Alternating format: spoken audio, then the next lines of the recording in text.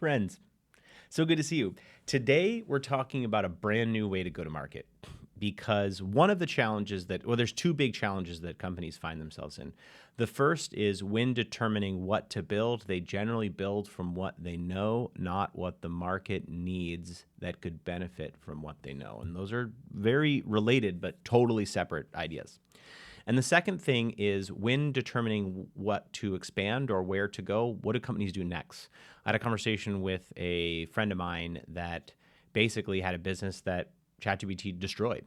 And so they had to figure out what to do next. Now, generally, that's sort of a panic moment for a company. What do we do? Where do we go? And they just pick something out of a hat and they say, this is our direction now. And the problem with this thinking is that you don't bounce anything off of the market.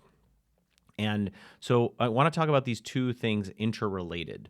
So the first problem here is when you are taking your expertise, what you actually need to know is what is the lag between your expertise and where your market is at. And the further distance that is, the better it is for you. So I'm inventing a new concept called market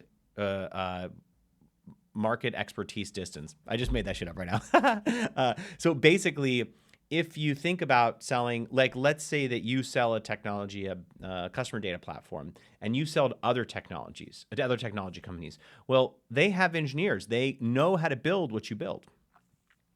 But if you sell a shovel to a miner doesn't know anything about what it takes to build a shovel. But if you sell a shovel to someone that makes rakes, that person's like, I could probably make a shovel. And it's going to be really hard to this is all churn risk. The delta here is churn risk.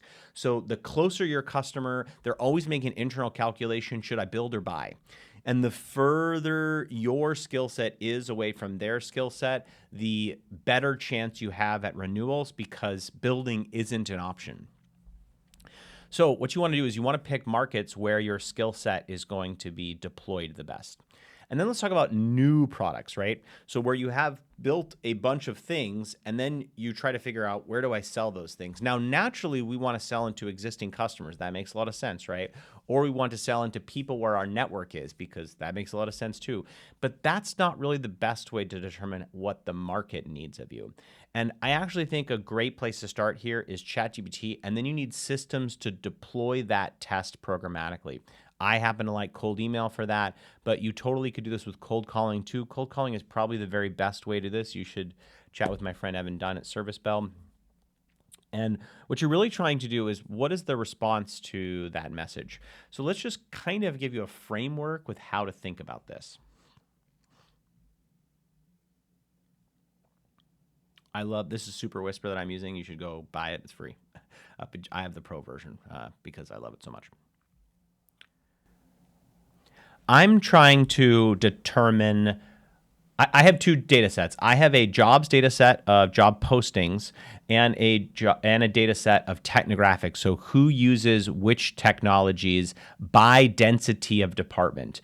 And I'm trying to determine the best markets to sell this data into. Now, generally, I don't want to sell into other technology companies because that's a very crowded market. And I have data from over 26 million historical job descriptions in a variety of different industries. Now, something that's interesting about this data is that, of course, usage like who uses AWS or who uses Azure, that's going to be in job descriptions in the Technographics API that I have, and it's going to exist nowhere else. So I have this really interesting moat of data, but I need to find a good customer that's going to be able to use this. Now, I can structure the data in any way for them with companies or leads.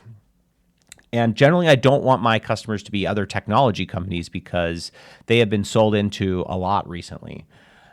So I need to figure out what are the technologies that might exist inside of job descriptions and what companies can benefit from that based on the density of those mentions that aren't in tech. So given all this information, what I want you to do is build me a table that includes industries, their technological sophistication score, and who would really benefit from knowing which tools and technologies people use that might be mentioned in job descriptions, and give me in this table the approximately GDP of that industry. Now, don't go trust this as gospel, folks. This is just a good way to understand where should you start. So if you are building a tool here that, in this case, this is like kind of what my tool does. I want to know, who should I go after? Who's going to have the least technological sophistication that will be able to deploy this data? This is great. So again, like, this seems a little crazy, but it's really, it just gives me a starting point. Now I'm going to evaluate a sniff test. Oh, this is interesting. So they're very sophisticated, which I don't want, but 3.8 trillion is nice. Bank, interesting. Manufacturing. Yeah, so this is really what this is sorting actually is based on. It's interesting that this is like kind of sorting in descending order here. Let's do a little bit more here. Okay, dive into financial services and tell me what sort of technologies they would care about that companies use that would appear in job descriptions and how they might deploy this data. So all I'm trying to do is invert your thinking here. How do you think about what a market will do? Then you can use ChatGPT to figure out who you should go after, that ICP and that persona. Then you can write a message to them. In this case, I'm actually going to send them data. But like, okay, could use a specific, yeah, market trends, partnerships. Yeah, with the vast amount of data generated, this is so interesting, right? So I can say, hey, you know, here's what. Now, these are like, this is kind of interesting because they want to know, these are like stacks. But for financial services,